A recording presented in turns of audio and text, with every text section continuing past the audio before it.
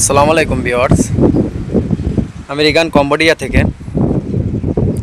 তো আজকে ভিডিওটি করার একটি কারণ, সেটি হচ্ছে আমাদের যে বাংলাদেশি জাতীয় দল ক্রিকেট টিম এশিয়া কাপ খেলতে গেল।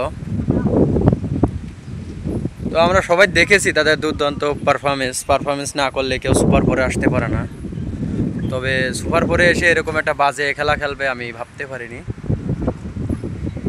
তো আসলেই অনেক কষ্ট পাইছি এই খেলাটা দেখে ওদিন, তার কারণ ছোটোকাল থেকেই খেলা দেখে আসতেছি।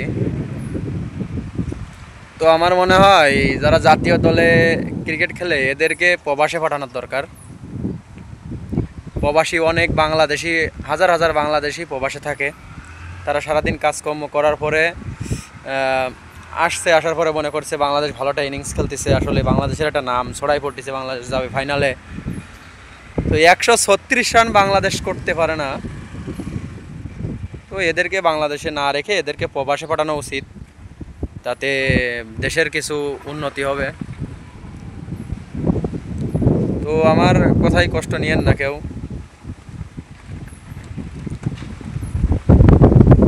তো কম্বোডিয়ার ভিউটা দেখতে থাকুন। এই যে আমার এই পাশে আছে সমুদ্র, সমুদ্রের পাশে অবিশ্বাস্য, সমুদ্রের পাশে এই যে দেখতে পাচ্ছেন আমার পিছনে, এটা কিন্তু একটা 150 তলা বিল্ডিং, 150 তলা বিশিষ্ট বিল্ডিং। ওই যে একটা আছে, ওইটা আছে 150 তলা, একদম পিছনে 150 তলা বিল্ডিং সমুদ্রের ধারে, একদম সমুদ্রের ধারে।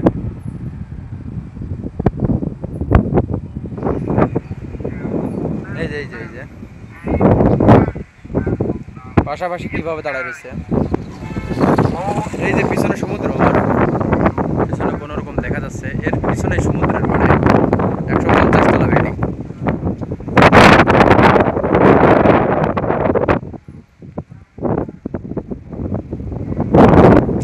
আসলে এই জিনিসটা অবাক করে। এই যে দেখতে পাচ্ছেন, এই যে কম্বোডিয়া সিয়ানুক শহরের শেষ সীমানা, এরপরে নদী, এরপরে শুধু সমুদ্র আর সমুদ্র, পানি আর পানি।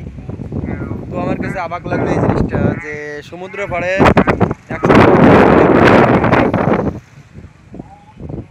আমাদের বাংলাদেশে যে জায়গা কোনো নদী মাত্রায় নেই, নদী নেই, পানি নাই, সেই সব জায়গাও 150 তলা, 20 তলা করাও সম্ভব না, 50 তলা করাও সম্ভব না।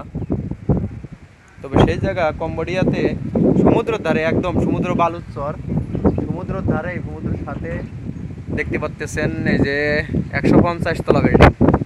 তো প্রিয় ভিউয়ার্স, ভিডিওটি ভালো লাগলে চ্যানেলটি সাবস্ক্রাইব করে পাশে থাকবেন।